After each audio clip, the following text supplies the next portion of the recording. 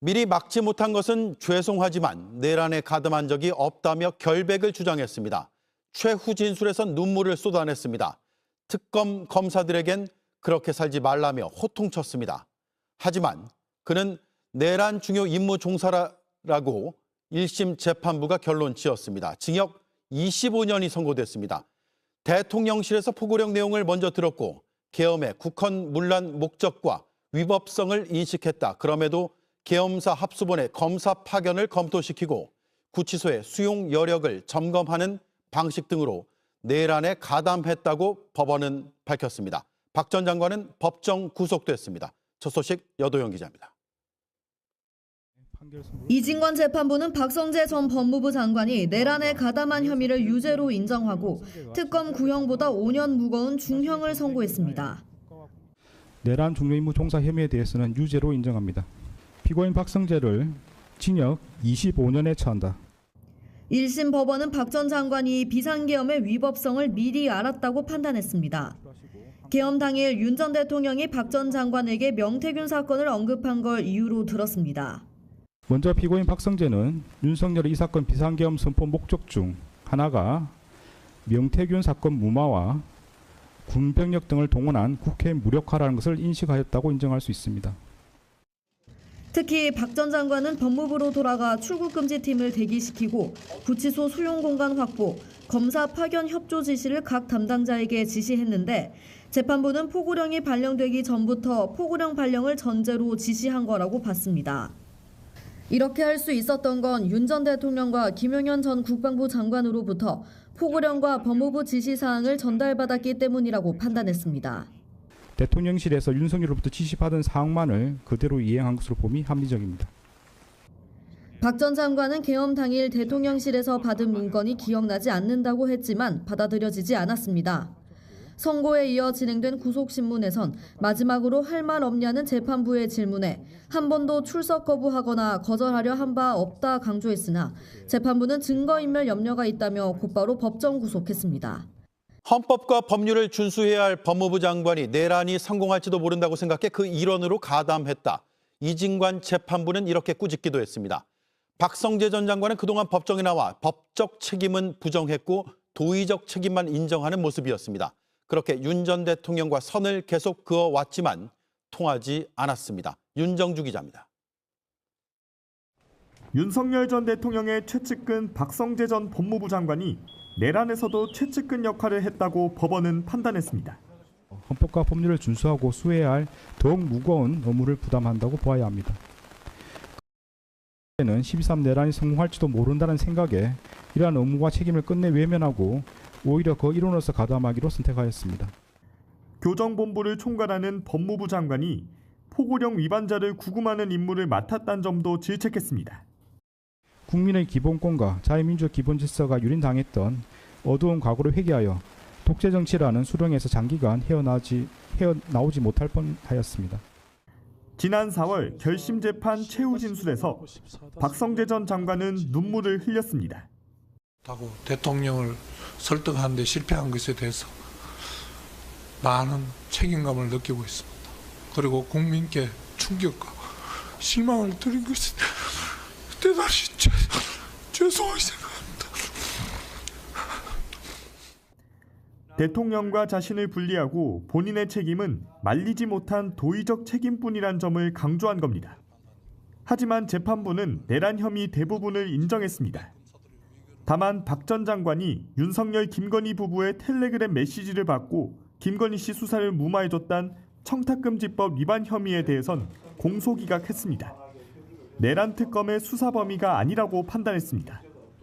이완규 전 법제처장이 안가에서 박 전 장관 등과 회동한 것을 국회에서 위증한 혐의에 대해서도 공소기각했습니다. 오늘 또 좋은 소식이 있습니다. 박성재 1심에서 징역 25년 나오고 법정 구속. 저하고 친해요. 박성재. 네. 그리고 박성재 장관 예. 따님이 예. 저하고 동명이인 박지원 판사예요. 아이고, 그러시군요. 법조인 집안이신데.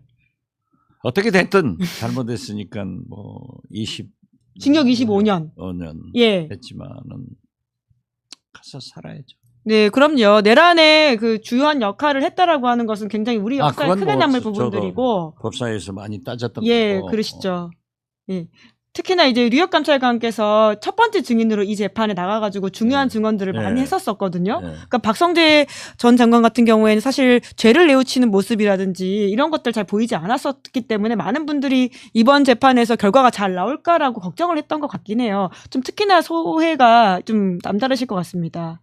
뭐 말씀하셨지만 저야 뭐 한편으로는 당연한 결과라고 생각하면서도 마음이 편하지만은 않습니다. 뭐 당연히 뭐 그런 예. 그 인간적으로 뭐 여러 가지 좀 그런 건 있는데 뭐 어쨌든 그날 뭐 역시 이진관 부장이구나. 그렇죠. 이진관 부장의 제 예. 결과죠. 선고. 지난번에 한덕수 총리 같은 경우에 징역 23년 아니었습니까? 예. 그런데 25년 선고한 것을 보면 역시 법조인이 그 누구보다도 그 위법성을 엄격히 판단해야 될 법조인이 그걸 제대로 판단하지 못했다.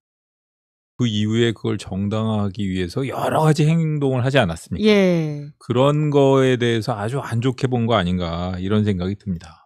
예. 이제 결과적으로 이진관 부장판사가 내란에 엄단해야 된다라고 하는 의지를 강하게 더 드러냈다 이렇게 좀 이해하면 될까요? 그러면? 그렇게 볼 수 있을 것 같습니다. 예. 이게 지금 뭐 여러 가지로 앞으로 지켜봐야 될 점이 나올 것 같은데 예. 항소심에서는 한덕수 총리 같은 경우에 징역 15년, 예. 이상민 장관의 경우에 징역 9년 받았지 않습니까? 예. 근데 지금 25년이면 지난번 1심에서의 한덕수 총리보다 훨씬 더 많이 선고된 것인데 이게 만만한 형은 아닌 것 같습니다. 그러게요. 네네. 특히 박지원 의원님께서는 이 사건 특히 그 국회에서도 다루고 하셨었잖아요. 그렇죠. 그때 이완규 전 법제처장이 거짓말했던 거 몰아붙이셨던 모습이 굉장히 화제였었는데, 근데 이완규 전 처장은 또 공소기각 결과가 나왔어요.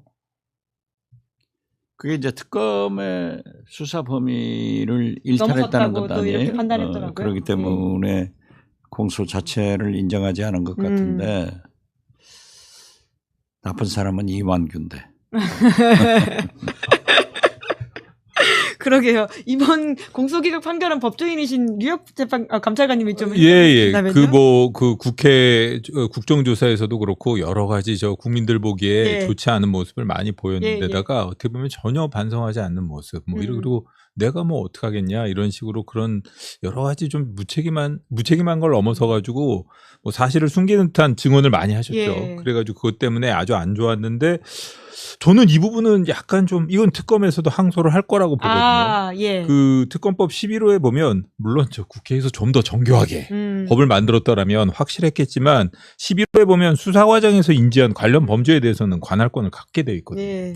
그런데 그 해석과 관련해서 그 이진관 부장이 그 해석이니까 뭐라고 할 수는 없겠지만 특검법이 왜 제정됐느냐. 그리고 또 특검법이라는 게 그 윤석열과 그 사람 내란을 엄단하기 예. 위한 것이고 그 이완규 이 위증 부분은 약간 좀 그거와는 궤를 달리한다. 그렇기 때문에 그건 특검의 수사 대상이 아니다. 이렇게 얘기를 하는데 이게 2차 종합특검의 수사 대상이 될 수는 있습니다. 아, 그래요? 그러니까 이게 나중에 그리고 공소 기각이라는 거는 예. 뭐 어쨌든 제대로 재판을 안 한 거기 때문에 예. 나중에 공소 기각 판결이 확정이 된다고 치면 그때 나중에 뭐 이 부분에 대해서 책임을 묻는 절차를 진행할 수도 있으니까 뭐 한번 앞으로 상급심에서 어떻게 판단을 할지 이런 걸 끝까지 지켜봐야 될 것 같습니다. 네. 그러니까 그 사인방들이 내란이 예, 그때 사실상 해제된 후에 안가에서 안가에서 예. 모였단 말이에요. 예. 거기에 또 한 사람이 있었어요. 예. 한선아 비서관이었던 것을 그렇죠. 기억합니다. 그런데 거기서 나와서 그 핸드폰을 다 바꿨는데 그랬죠. 거기서 특검이 됐건 검찰이 됐건 이게 수사를 안 했어요. 그 내용에 대해서. 왜 안 했을까요? 글쎄요. 그것은 저도 수차 촉구를 했지만은 안 한 것을 가지고 특검 뭐 저런 법조인이 아니니까 잘 정확한 답변을 못 들을 수 있지만은 그렇죠. 예. 근데 사실 피고인으로서의 경험이 훨씬 많으시기 때문에 더 많이 아세요. 뉴욕 감찰관 앞에서 제가 공자 앞에서 문자 쓰면 안 되잖아요. 제가 법사위에서 국감 받으면서 예. 박 의원님 말씀하시는 거 들어봤지만 완전히 거의 예. 법조인 수준. 그럼요. 예. 예. 아무튼 저건 수사가 안 된 거예요. 수사가 안 된 거다. 수사가 안 됐기 때문에 저는 이진관 부장이 말씀하신 것이 있더라도 지금 유감사관께서 말씀하신 대로 2차 특검에서 철저히 수사를 해야 된다. 그러게요. 예. 그걸 촉구를 해야 돼요. 왜냐하면은 민정수석이 지금 새롭게 지금 임명이 됐죠. 예, 아니 그때 당시 당시에 김전 민정수석이 워낙 지적을 또 많이 하셨었어요. 그때도. 네. 분명히 관계가 돼 있는데 예. 안 잡히고 있다고요. 그렇기 그러게요. 때문에 거기에서 저는 박성재, 김주원 모두 이완규. 예. 그 모의가 있었을 것 예, 같아요. 안가 해동을 했던 예, 예, 법조인 출신의 예, 4명. 예. 그런 차원에서 이상민 예, 장관. 아직도 좀 아쉽다 이런 예. 것들을 말씀드리는 건데 그래서 사실 유역감찰관 같은 분들의 내부에 계셨던 이야기를 꺼내서 말씀하시는 분이 되게 귀하다라는 생각이 들긴 해요. 오늘도 이제 그런 의미 있는 재판 결과가 나오는 데는 가장 큰 역할을 하신 게 아닌가. 12.3 비상계엄 내란 중요 임무 종사자 혐의를 받고 있는 박성재 전 법무부 장관의 선고부터 좀 살피도록 하겠습니다. 이진관 부장판사가 이제 재판의 부장판사를 맡았고요. 징역 25년을 선고를 했습니다. 특검이 앞서서 20년을 구형을 했는데 특검의 구형량보다 5년이 더 무겁습니다. 이 선고 어떻게 보셨어요? 뭐 일단 그동안에 이 선관위 사태 또 여권의 내분 사태 사실 많이 답답했었는데 예. 오늘 이 판결 보면서 예. 시원한 사이다 한 잔 먹은 듯한 예, 그런 느낌 오래간만에 좀 받은 것 같아요. 예.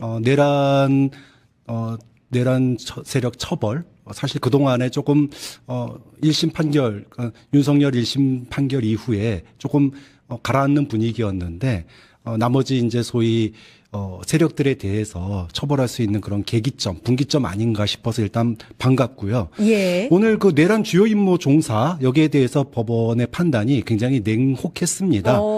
일단 계엄 직후에 법무부 간부회의를 했는데 그렇죠. 거기서 위헌 위법 가능성이 제기가 됐는데 거기서 일절 박성재 장관이 침묵을 지켰다는 거예요. 그리고 수용 공간을 점검하라. 그다음에 합수본에 파견할 검사를 갖다가 보내라. 출국 금지를 위해서 검사를 파견해라. 이렇게 불법 계엄에 대해서 후속 조치를 즉각적으로 시행했기 때문에 목적, 그러니까 국헌문란의 목적과 위법성을 알고도 행동을 했다라는 거예요. 그렇죠. 그렇기 때문에 중죄로 판단을 한 거고요. 거기에 따른 무거운 형량이 선고가 된 거다 이렇게 봐야 되고요. 예. 또 직권남용 권리행사 방해도 이게 추가가 됐는데 예. 법무부 직원들 또 검사들을 시켜가지고 국회를 비판하는 서류 또 계엄의 정당성을 옹호하는 그런 서류들을 작성하게 만든 예. 이런 부분도 권리가 없는데 시킨 거다. 그래서 직권남용에 첨가가 됐습니다. 예. 이제 다만 청탁금지법은 이게 이제 특검의 수사 대상이 아니기 때문에 이 부분은 공소 기각을 했는데 이 부분은 다른 수사를 통해서 다른 재판을 통해서 또 다뤄질 것으로 보입니다. 예, 먼저 이제 유죄를 받은 그 혐의 관련해서 재판부 이진관 부장판사가 내란이 이제 성공할지도 모른다는 생각에 이 헌법을 수호해야 할 법무부 장관으로서의 의무를 저버리고 오히려 내란에 가담하기로 했다. 아까 이제 냉혹한 판단을 내렸다 이렇게 말씀하셨는데 역시나 이렇게 앞서서 사실 이진관 부장판사가 맡았던 내란 관련 재판과 비슷하게 결이 오늘 판결을 내린 것 같아요. 네, 사실은 이제 우리가 한덕수 1심 때 예. 이진관 판사가 사이다 판결을 내렸잖아요. 그렇죠. 국무총리라고 하는 자리가 가지는 무게의 중요성, 왕자의 무게의 중요성에 비해서 너 한 게 뭐 있니? 왜 안 막았니? 왜 못 막았니? 그래서 상징적으로 선고가 내렸었거든요. 예. 중형이 내렸었거든요. 이번 박성재 전 장관 같은 경우에는 너는 법을 잘 알잖아. 법을 아는 사람이 그러면 안 되지. 헌법도 배우고 그래서 법무부 장관까지 한 사람이 이런 위헌적이고 위법적인 계엄에 대해서 이걸 반대하기는커녕 오히려 거기에 올라타서 이제 더 적극적으로 예. 추종 행위를 했기 때문에 여기에 대해서는 엄벌이 필요하다. 그래서 20년 선고보다 더 높은 아하. 25년형을 선고한 게 아니겠느냐 이렇게 판단하는 거죠. 그런 부분도 있었고 또 양형 이후에 보니까 이제 법정에서 사실 박성진 전 법무부 장관은 또 유일하게 구속되지 않은 채로 재판에 임했단 말입니다. 근데 재판에 임할 때마다 본인의 혐의를 부인하거나 아니면 기억이 나지 않는다고 얘기를 하면서 반성하지 않는 모습을 보였어요. 그래서 네. 아마 더 무거운 형량을 내리지 않았나. 그렇죠. 이제 다른 이제 피의자들 같은 경우에는 뭐 반성한다, 그럴 의도는 없었다. 특히 한덕수 전 총리가 마지막에 그런 말을 눈물까지 흘렸죠. 많이 했는데 사실은 이제 박성재 전 장관 같은 경우에는 좀 그런 점에 있어서 다른 피의자들보다도 조금 이제 미꾸라지처럼 빠져나가는 게 있었거든요. 예. 근데 여기에 대해서 아까도 이제 얘기했지만 법무부 직원들과의 어떤 회의나 또 지시사항이에요. 예. 그러면 만약에 구속되지 않은 채로 재판을 받을 경우에는 증거인멸의 가능성이 있다. 이제 이것 때문에 이제 법정 구속이 바로 됐거든요. 그러니까 결국은 그동안에 반성하지 않는 태도 그리고 사안의 중대성 이런 것들을 고려했을 때 법정 구속이 불가피하다. 이렇게 예. 이제 판단을 내렸기 때문에 바로 구속이 됐습니다. 12.3 불법 계엄이 충분히 박성재 입장에서는 불법한 계엄이다, 위헌 위법하다라는 걸 판단할 수 있었음에도 불구하고 이걸 맡기는커녕 오히려 가담을 했다, 적극 가담을 했다, 이 부분이 아마 오늘 중한 형량을 받은 이유가 될 것 같습니다. 그리고 또 하나, 이 별다른 형사처벌 전력이 없다. 그렇지만, 예, 그쵸? 그 경력에 비추어 봤을 때 양형에 제한적으로 고려했다. 이 부분도 이진관 부장판사답다. 네. 라는 생각이 들었습니다. 요것도 좀 살펴봐야 될 것 같은데 사실 김건희로부터 작년 이제 5월에 사실 명품 가방 디올백 받은 거 그거 관련해서 김건희가 직접적으로 박성재한테 메시지 텔레그램 보내고 내 수사 어떻게 되고 있느냐 뭐 이런 거 하면은 이제 박성재가 자기 하위 직원에게 시켜서 요거 이제 챙기고 이랬잖아요. 네. 그 부분 공소 기각됐는데 이거 혐의 없어서 공소 기각된 거 아니죠? 그렇죠. 온 예. 국민들이 다 봤죠. 김건희가 보낸 텔레그램.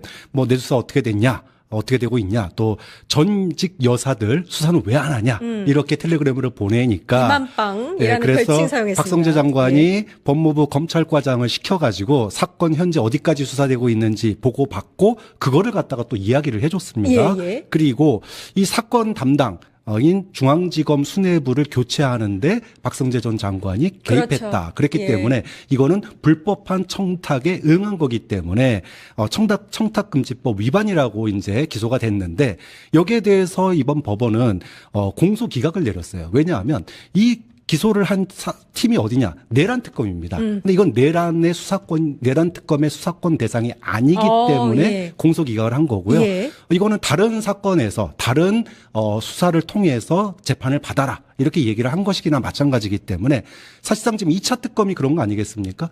다른 특검들이 놓친 거 그렇죠. 모아서 기소를 하는 거니까 예. 그렇게 따진다면 2차 특검으로 넘어갈 가능성이 굉장히 높다. 그럼 2차 그렇군요. 특검이 이렇게 빠진 것들을 모아서 빈틈없이 내란 세력을 처벌할 수 있는 예. 또 길을 만들어 놨기 때문에 이 부분은 뭐 다른 김건희 특검이라든지 또는 이제 뭐 거기 임기가 끝났으니까 2차 특검에서 예. 하게 되면은 뭐 충분히 처벌할 수 있는 내용이다 이렇게 봐야 돼요. 전 이 판단이 매우 적절했다고 본 게 혹시라도 이진관 부장판사가 이에 대해서 만약에 혐의를 인정하고 형량을 선고를 했을 경우에 다음 재판에서 이게 취소될 수도 있거든요.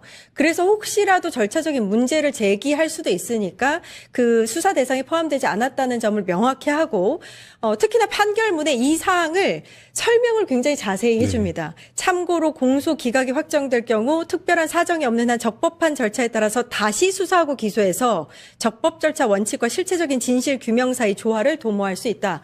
다시 하라는 거잖아요. 네. 다시 수사하고 이 부분은 놓치지 않고 뭐 말씀하신 대로 2차 종합특검이라든지 다른 수사기관을 통해서 다시 뭐 수사를 하고 기소를 했으면 좋겠습니다. 이 혐의가 너무 명확하기 때문에 이건 절대 넘어가면 안 되는 것 같고요.